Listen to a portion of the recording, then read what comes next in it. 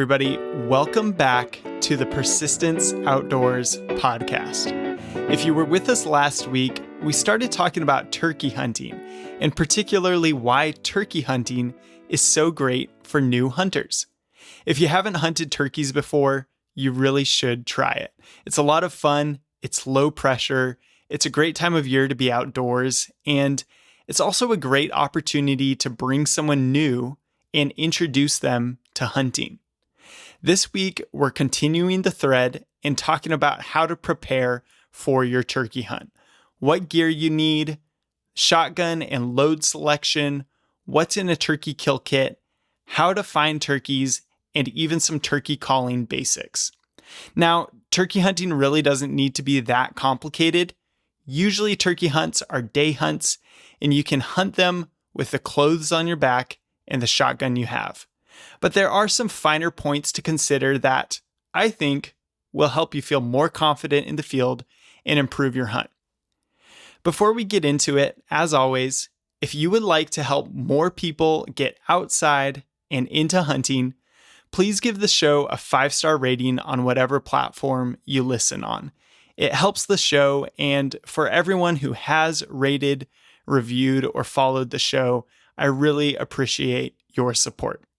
Also, if you have questions about hunting, feel free to shoot me an email at persistenceoutdoors2022@gmail.com, and I'll be sure to respond to them.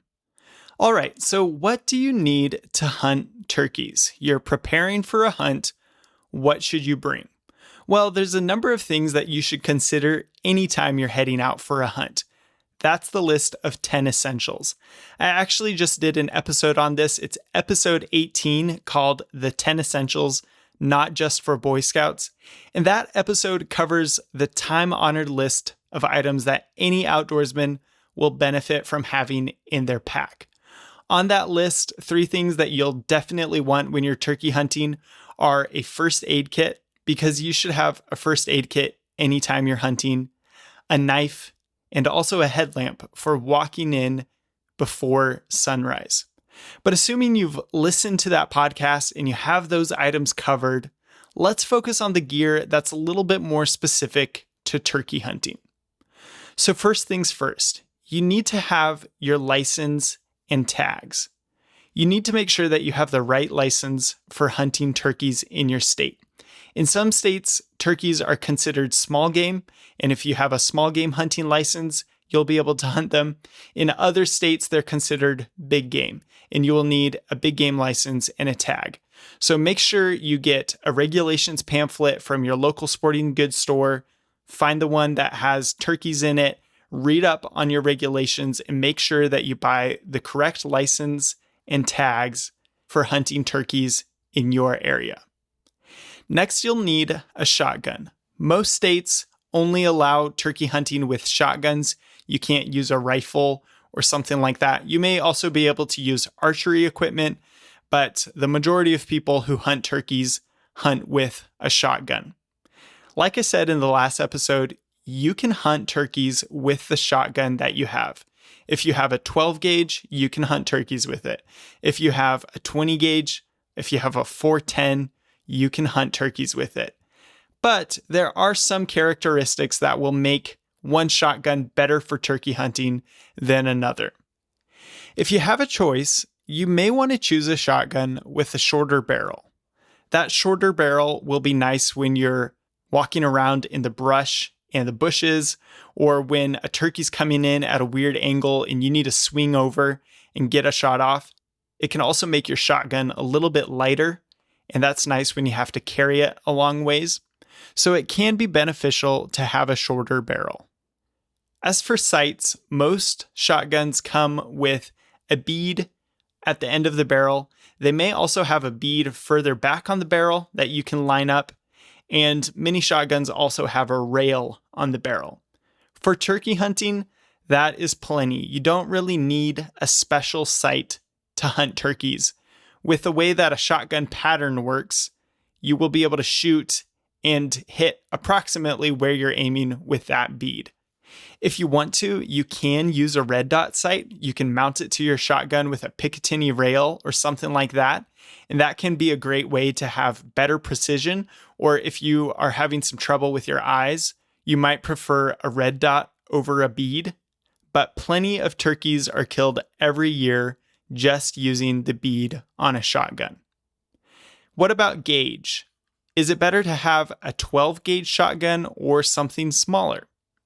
Well, let's be clear. You can kill turkeys with any gauge of shotgun. The advantage you have from larger gauges, though, is that you will have a further effective range. And that's because larger gauges generally can hold more pellets in each shot shell. When you have more pellets in a shot shell, it creates a denser shot pattern downrange. So your pattern is just the configuration of pellets as they're ejected from the shotgun barrel, right? As the pellets leave the barrel of the gun, the pattern is going to be very tight and dense. It's going to be about the diameter of the end of the shotgun barrel. As the pellets travel further and further away from the shotgun, they're going to spread out and make a wider, less dense pattern. So as they come out of the shotgun barrel, it could be as small as an inch across, right? But 40 yards from the shotgun barrel, it could be 40 inches across. Well, why is it helpful to have more pellets and therefore a denser pattern? Well, every pellet increases your chances of hitting your target in the vital area to kill that animal. So with turkeys, the area that you're shooting for is going to be the head and neck. And you need a couple of pellets to connect with the head and the bones in the neck to kill it swiftly. So every pellet you add to your load increases your chances of hitting that head or neck bone and killing that turkey. All that to say, shotguns of a larger gauge, something like a 12 gauge shotgun, can shoot shells that have more pellets in each load, which increases the maximum range at which you can kill a turkey. Why is a further maximum range important? Well, turkeys have a great eyesight, and the closer they get to you, the more likely they are to spot you and spook and run away. So you want to be able to shoot a turkey as soon as you have an opportunity. And the best way to do that is to use a shotgun that has a further effective range. Now, if you don't have a 12 gauge shotgun or a 10 gauge shotgun or even a 16 gauge shotgun, if you have a 20 gauge shotgun or something smaller like a 410 or a 28 gauge shotgun, that doesn't mean you can't hunt with it. What you should do, though, is decrease the distance at which you'll take a shot on a turkey. You can find the furthest distance that your shotgun will be effective to kill a turkey by patterning your gun. And we will talk about patterning your gun in just a moment. First, I want to talk about chokes and load selection. So a choke on a shotgun is just a constriction at the end of the shotgun barrel to control the pattern. Some older shotguns have a built-in fixed choke, but with modern shotguns, you can buy interchangeable choke tubes, which are these small metal tubes that slightly constrict the pattern at the end of your shotgun barrel. And all you have to do is screw in this tube to the end of your shotgun barrel and you're good to go. Make sure when you're doing that, of course, to clear your shotgun to make sure it's safe. And then you just screw it in and you can get different levels of constriction and therefore different patterns by using different chokes. Usually what you're looking for when you're turkey hunting is a full choke. The full choke is the most constrictive choke of all the common chokes. How many times can I say choke in a sentence, right? There's this old Mossberg chart that has been around since I took hunter's ed and probably before that. And it shows approximately what diameter of pattern you'll get from a full choke out to 40 yards. Now, it's going to depend on the load you're using, of course, But this old chart shows at 40 yards with a full choke, you'll have a pattern of about 40 inches in diameter. At half that distance, at 20 yards, your pattern will be approximately 16 inches in diameter. And at 10 yards, it will only be 9 inches in diameter. So a full choke gives you a good pattern for killing turkeys out to 40 yards or so. With a different choke, with an improved cylinder choke or a modified choke, something like that, you wouldn't get as dense of a pattern at 40 yards. You can also find turkey chokes, which are going to be even tighter than a full choke, and therefore extend your range even further, just because, again, you have a denser pattern at a further range. What you're giving up when you're using a turkey choke or even a full choke, though, is that if a turkey shows up very close to you, say 10 yards or in, now you're shooting just a very small pattern at them and trying to hit a moving target of their head. So it can actually make it harder to hit your target when they're closer in. So you want to be aware of that when you're choosing your choke. Again, I'd recommend a full choke.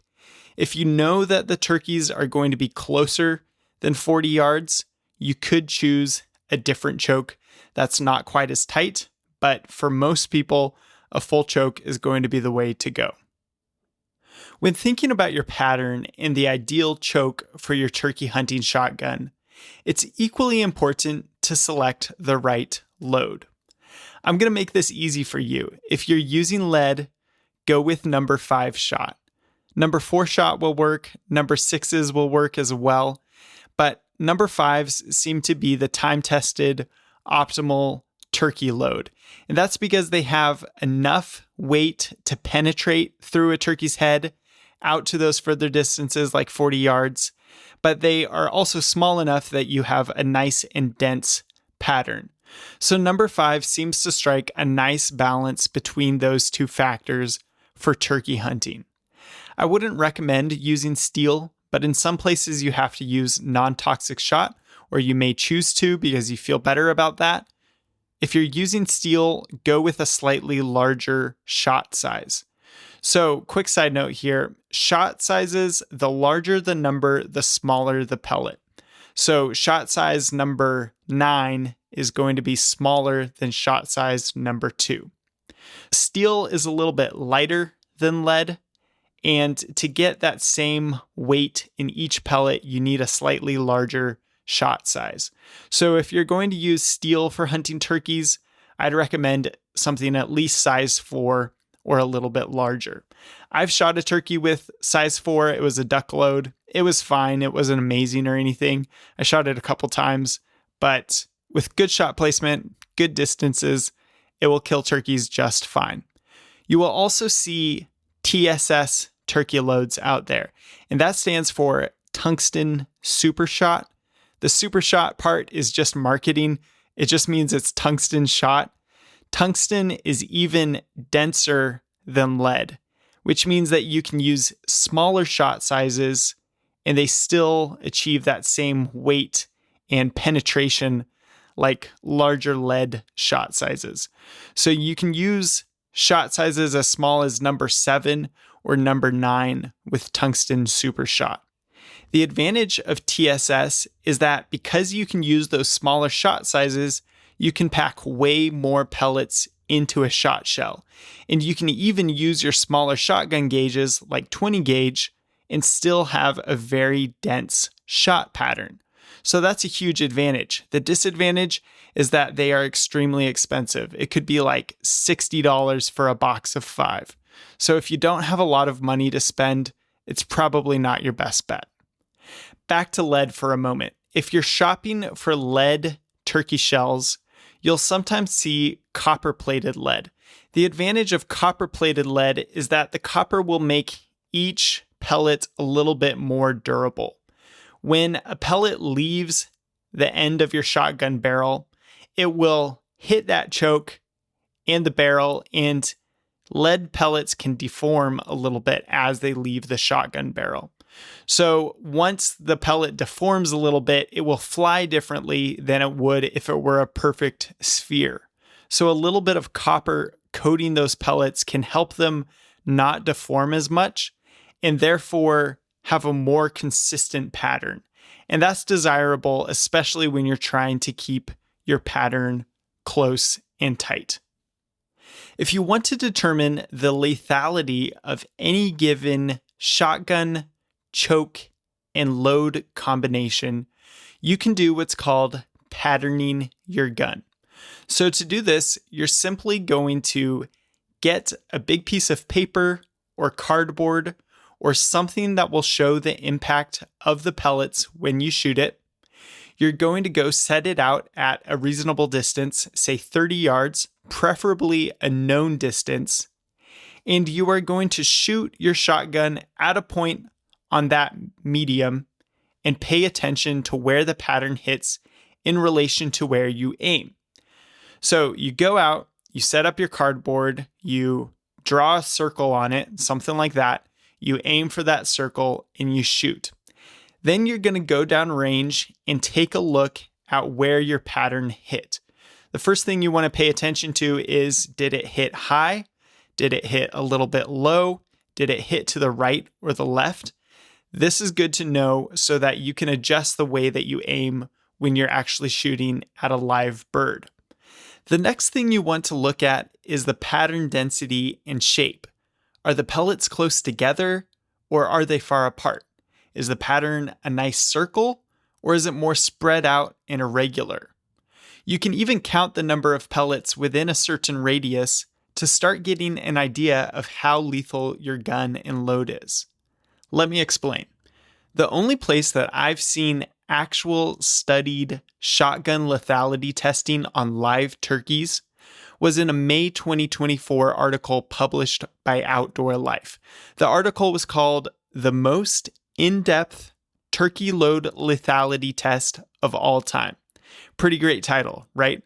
The people conducting the study went out and shot a bunch of domestic turkeys. They shot something like 10 turkeys with each load that they tested. And they took notes on how quickly the turkeys died. And then they also tested with heads of turkeys the penetration of different loads.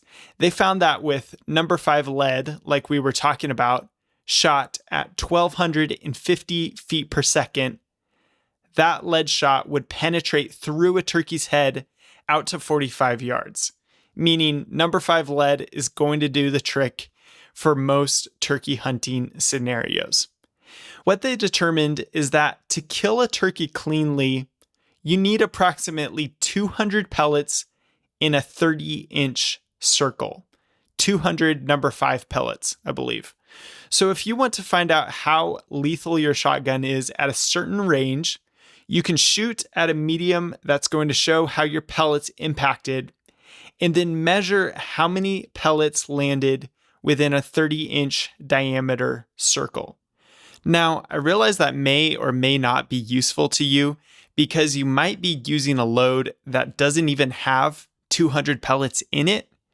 Thankfully, they also determined that it took a minimum of 3 pellet strikes to the skull and neck vertebrae to kill a turkey cleanly with number 5 shot. So another way you can test the pattern of your shotgun is to get an anatomically correct, true to scale turkey head target. You can find these online or buy them at a store, and they'll be printed, and it shows the head and the neck vertebrae on the target. And if you shoot your gun and you can consistently get 3 hits to the head or bones using those number 5 pellets, you should be good to be able to kill a turkey at whatever range you're shooting at. They recommend shooting 3 to 5 targets to make sure you have accurate data. So for example, you set up a turkey head target at 20 yards and you take a shot. And at 20 yards, you hit the neck bones and the skull 6 times, 8 times, whatever it is. You think, okay, I'm probably good to go. Let's move a target out a little bit further. So you set it up at 35 yards. You take a shot. you're not hitting the head and neck bones enough. You're only hitting it once or not at all. You think, okay, 35 yards is too far. Let's bring it in a little bit. You set it up at 30 yards. Take a shot. You're getting 4 hits on the head and neck bones. That's just enough. So then you make sure it's repeatable. You set up a couple more targets and you take at least 2 more shots at that distance. And if you're hitting with 3 or more pellets on the skull and the neck bones each time, you're good to go. You know that your combination of shotgun, choke, and load will be effective on turkeys at that distance. If that sounds like a lot of work to you, that's okay. Even though it's a good idea, not everybody is going to go out and pattern their gun. I do want you to understand how you can do it and what you're looking for, though, so that if you have any doubt about your gun, you can have a way to get some empirical data and start to understand what the efficacy of your weapon and load actually is. If you need a rule of thumb, though, a 12-gauge shotgun shooting number 5 lead with a full choke should give you an effective range of about 40 yards. Now, you may be asking, why only use shotguns to hunt turkeys? Why aren't we talking about rifles? Well, in most states, it's illegal to hunt turkeys with rifles. There are some states where you can, but most states it's illegal. And I think it has to do with giving turkeys a sporting chance. And then it could also have to do with safety concerns or just meat damage if you're shooting turkeys in the body. If you shot a turkey in the head with a rifle, there wouldn't be much meat damage, right? But that's a tricky shot. The turkey's head is always moving, so you might resort to a body shot.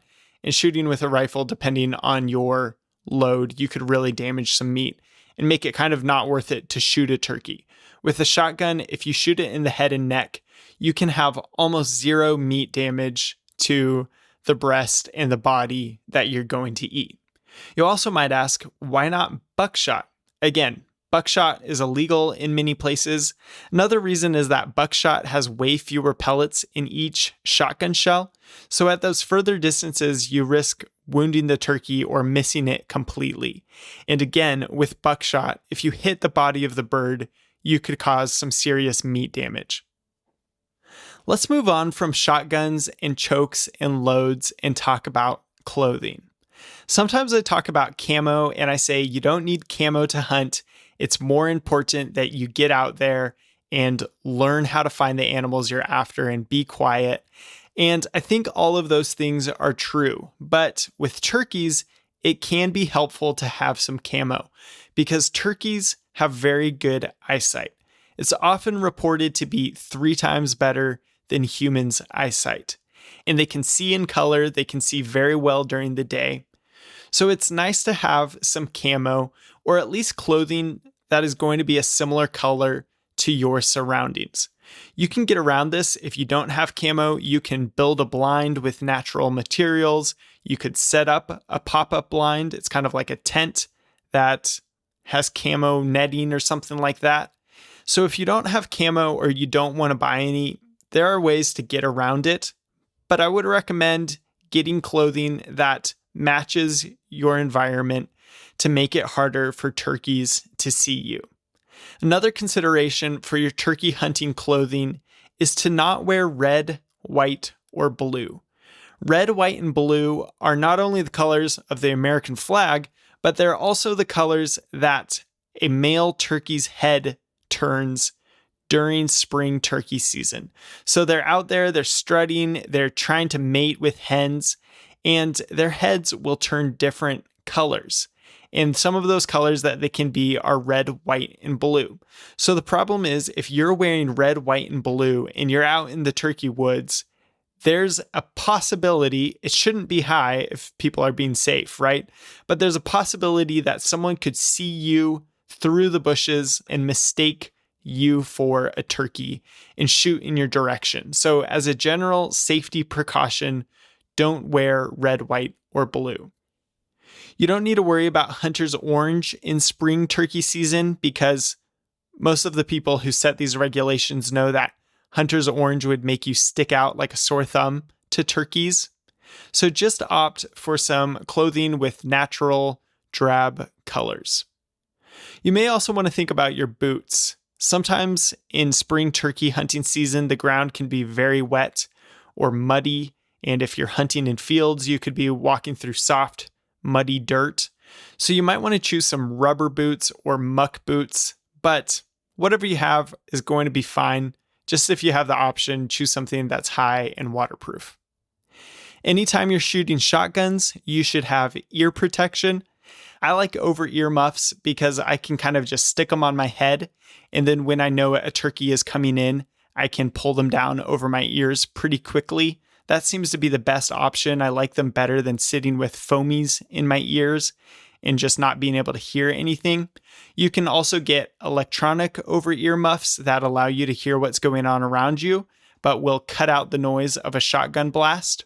So get some sort of ear protection that works for you. It's also great to have some bug spray.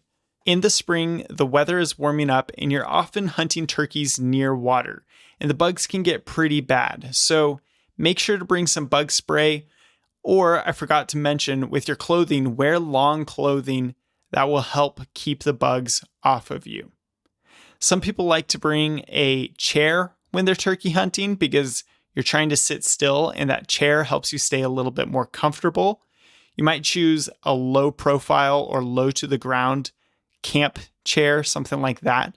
That will give you a little bit of support, but also won't bring you high off the ground. And finally, you may want to bring some calls and decoys to bring the birds in. The most common turkey calls are pot calls, box calls, and diaphragm calls. I recommend if you're just starting out, you use a box call or a pot call.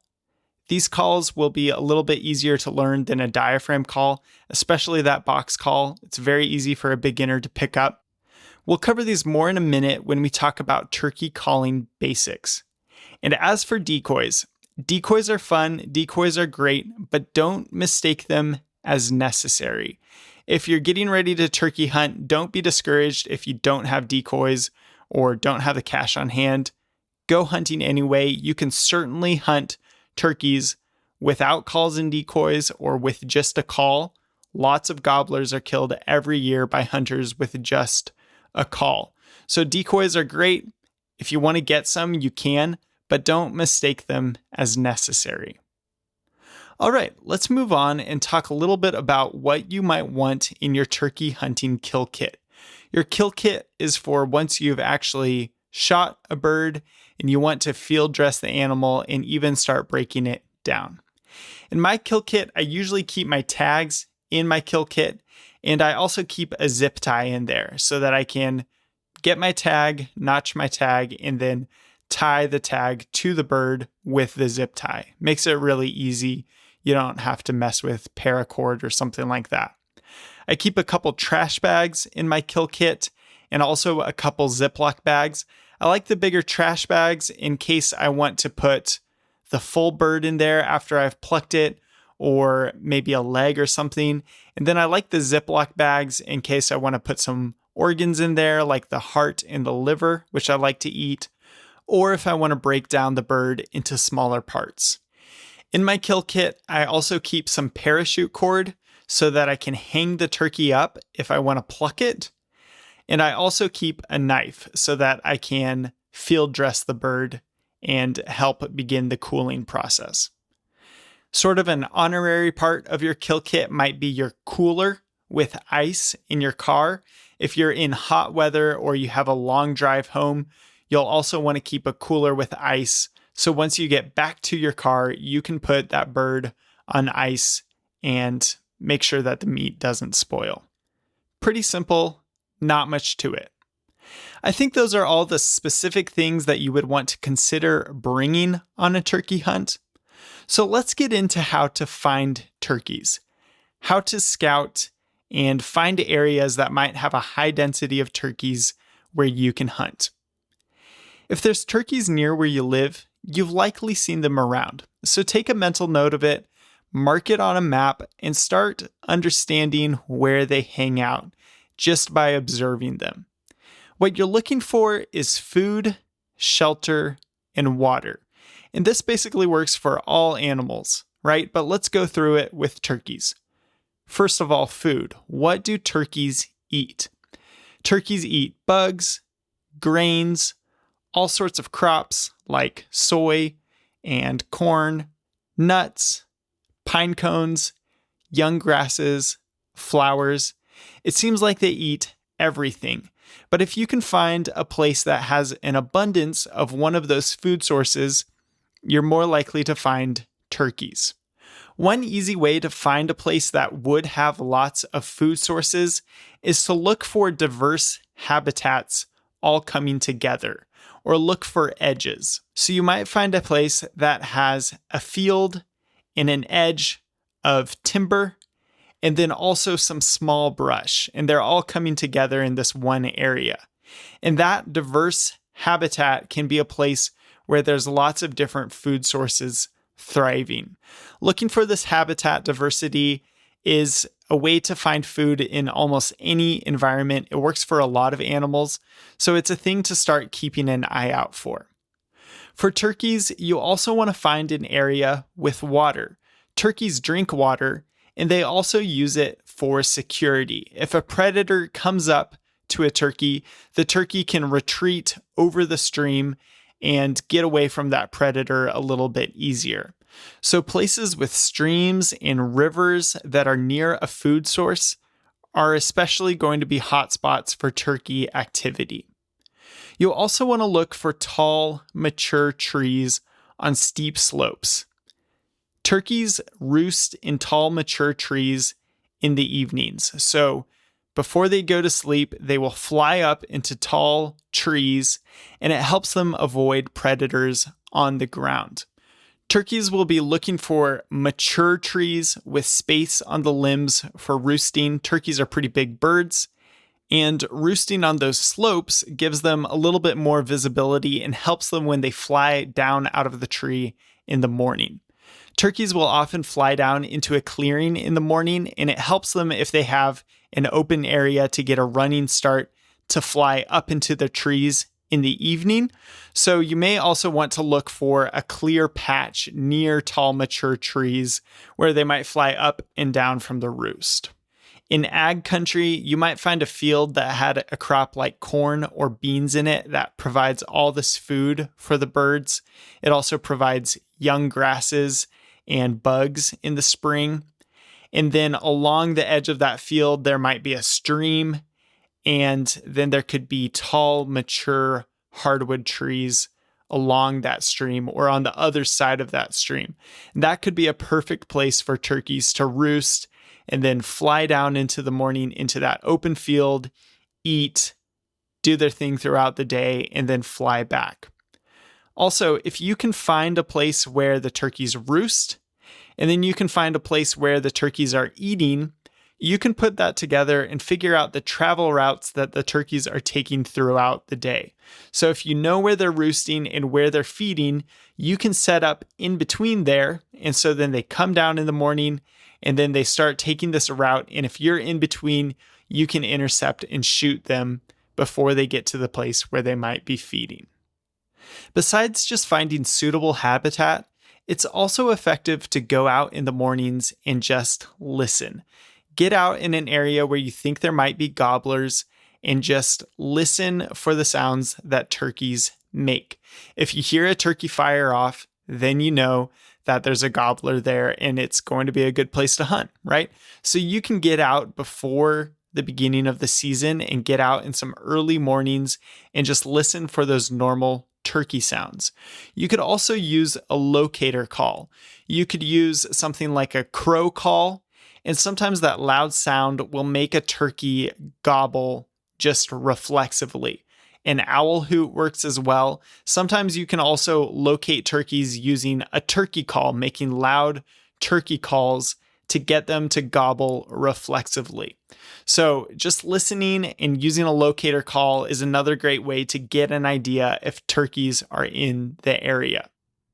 It's not as common of a technique, but don't forget glassing as well. If you're in an area where you can see quite a ways, It's not a bad idea to get up somewhere high and take some binoculars and just look for turkeys.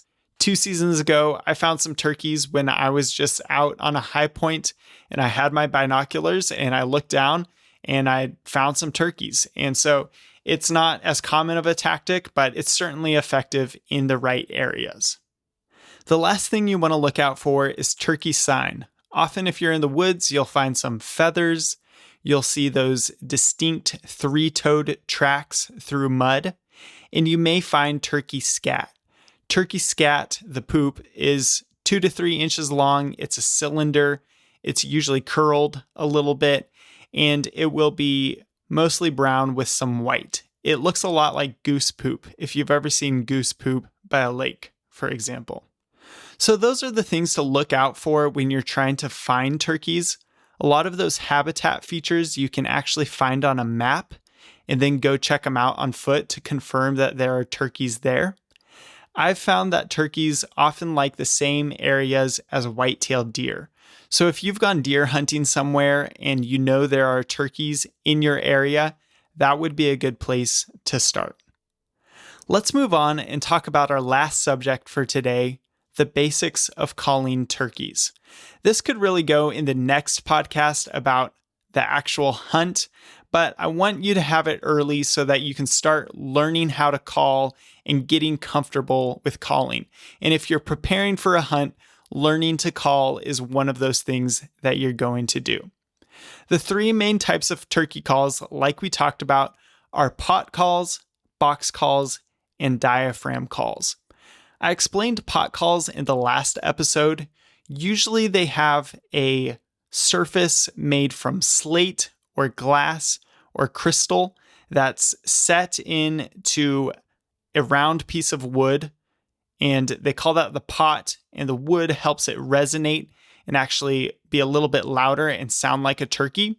And you take a striker, which is a wooden stick, and you scrape it across the surface of that crystal or slate or glass, and it makes a sound like a turkey if you're doing it right. Pot calls are very versatile. They can make lots of different noises, and many hunters swear by them. Lots of people say that a pot call is the first call you should get. The downside of a pot call is that it takes some practice to learn how to get good on a pot call, and it requires movement. When you're sitting there waiting for a turkey to come in, you have to be using your hands to be making these noises with your call. The next type of call is a box call. A box call is very easy to use. It can be very loud, and because it's so loud, it can be good for locating turkeys. You can broadcast that sound over a large area, and lots of turkeys could hear you and potentially respond. A box call is made out of wood and is constructed of 2 main parts. There's the body, which is just a small, open-faced rectangular box. And then there's the paddle on top of it that is attached to the box with a swivel. And you hold the box in one hand and move the paddle with the other hand. And the friction between the box and the paddle makes a turkey noise. Almost anybody can pick up a box call and make turkey noises, so it's great for beginners. It's not hard to learn. But just like the pot call, it requires 2 hands to operate. So you're sitting there and you still have to move your hands to get that turkey noise. And when a turkey's coming in close, that can be a disadvantage. So the one call that you can use that doesn't use lots of movement is a diaphragm call. Diaphragm calls go in your mouth and they fit to the roof of your mouth, and there's a little piece of latex that you touch with your tongue and blow across to create different noises. Diaphragm calls can be very challenging to learn. A lot of people like them because you don't have to move your body, only your tongue inside your mouth, to actually manipulate them and make sounds with them. So there's a huge advantage because you can sit stock still and still make calls with your diaphragm. But they're going to take some time to learn, and they're not going to get the best volume compared to others. So some people will use a combination of these calls. They'll use a box call or a pot call to make louder noises when the turkeys are farther away. And then as the turkeys approach, they switch to a diaphragm call as they're setting up their shot. If you're going to choose any call to start with, I'd recommend a box call or a pot call. You can get pretty good results with them without a super steep learning curve. And then as you start to understand what turkeys sound like, you can start practicing with a diaphragm call. We also talked about locator calls. Those are usually going to sound like a crow or an owl. Pick something that lives in your area. You don't want to give your location away to a turkey, so that's why you wouldn't want to just shout or make some loud noise like that. But with a crow or an owl hoot, you can get a turkey to fire off without them knowing specifically that you're there. When you're calling turkeys, your goal is to sound like a hen and encourage a tom turkey to come to you because it wants to mate. This is actually inverted from nature. In nature, hens would naturally go to the toms. So the hens would hear the toms gobble and they would go over to them. But the game of a turkey hunter is to get toms to come to the sound of a hen. There are 3 basic calls that you should learn: the yelp, the cluck, and the cut. If you know these calls, you'll be able to do quite a bit of turkey calling and be able to kill quite a few birds. The yelp is the basic sound that turkey hens use to communicate with toms during mating season. If you learn nothing else, learn the yelp. It sounds a little bit like this.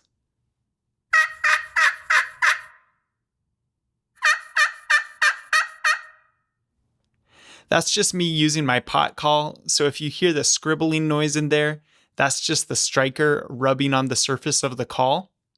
I recommend that instead of listening to my calling to learn how to call, go find some videos on the internet of hens making hen sounds, and soon you will identify the yelp sound in all the sounds that they make and start imitating that. You want to imitate real animals as much as possible to start understanding how they call, and I'm not an expert caller by any means, so I want you to learn from the best, and that's the turkey. The yelp is a very common sound. It's not that hard to learn.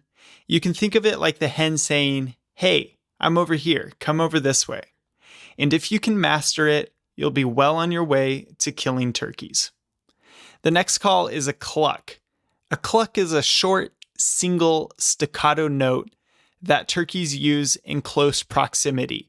They kind of use it just to keep in touch with each other. A cluck sounds a little bit like this.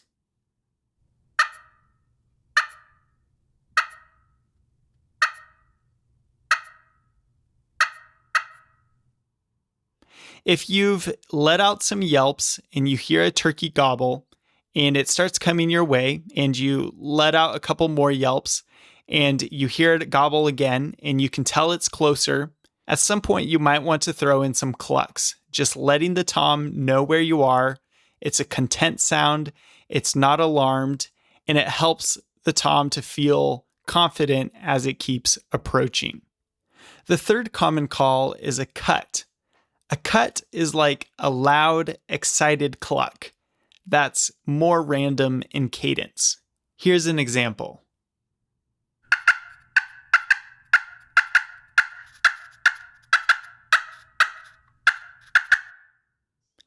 Cuts can be used as locator calls because they're very loud and can get a turkey from a long way away to fire off.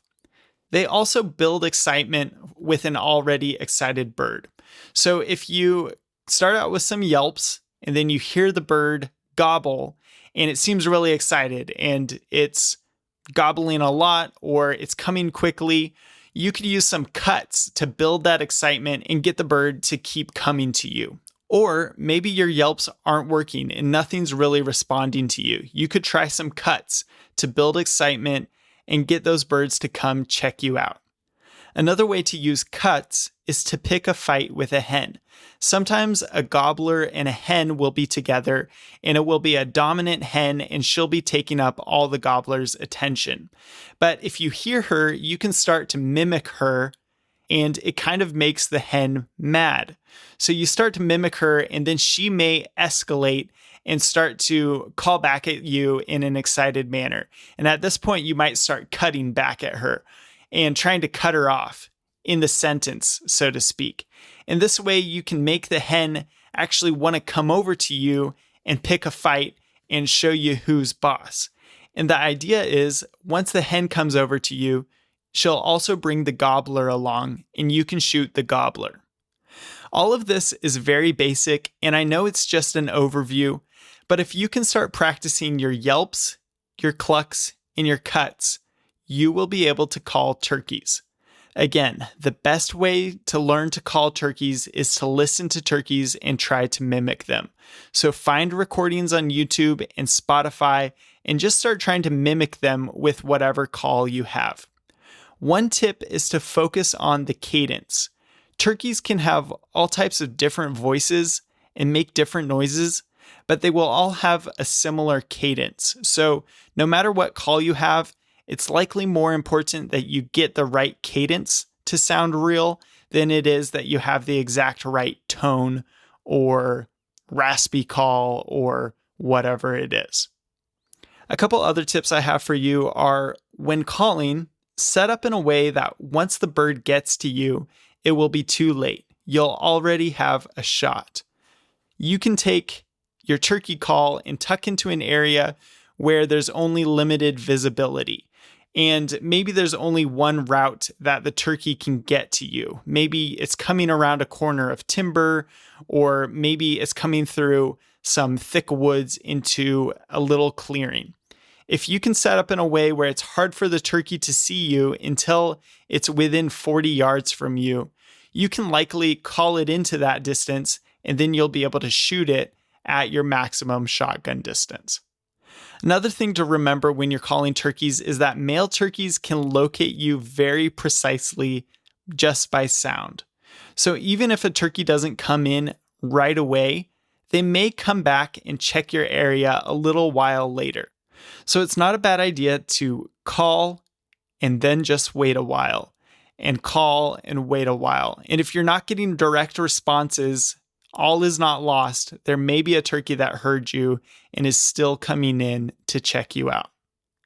It's important when you're turkey hunting to be careful about walking in on a turkey.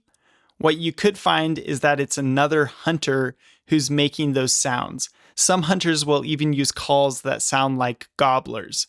So you want to be careful about actually stalking in on a turkey, because you could be putting yourself in a potentially dangerous situation.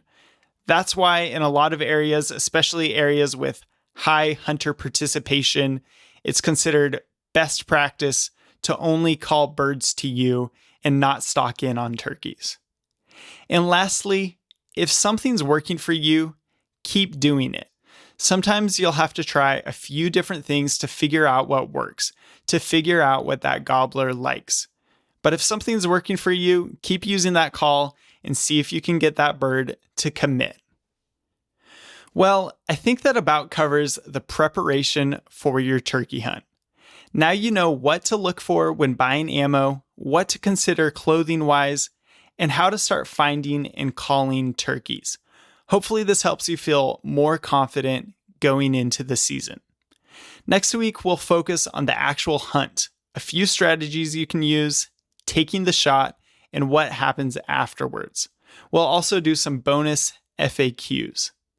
One thing that I've mentioned a few times now, if you want to learn to call, start now. It's going to take a while to feel comfortable with calling, and you'll feel the pressure when a gobbler fires off and then it gets all quiet and you need to call back. Getting to a point where you can confidently make turkey noises on the first try every time you pick up a call is going to be a huge benefit when the rubber meets the road. I hope you're getting as excited as I am. Spring is always a welcome break from the cold winter, And I've killed a few turkeys in the area I'm in, but I have a specific spot in mind where I saw some turkeys last year. It's a little bit more of a mountainous area, and I'm really interested in hunting it. Most of the turkey hunting I've done is around ag fields or near some sort of fields in general. So a turkey hunt in the mountainous area on some logging roads could be really fun. We'll see. It kind of depends on how much time I have and how access is with snow melt and everything like that. Anyway, I think now is a good time to wrap up. Thanks so much for supporting the podcast. I really appreciate it, and I hope you learned something useful or something new. Be sure to join us next week for the third episode in this series. I think it will be the most fun episode, and I'll talk with you then. Thanks, everyone.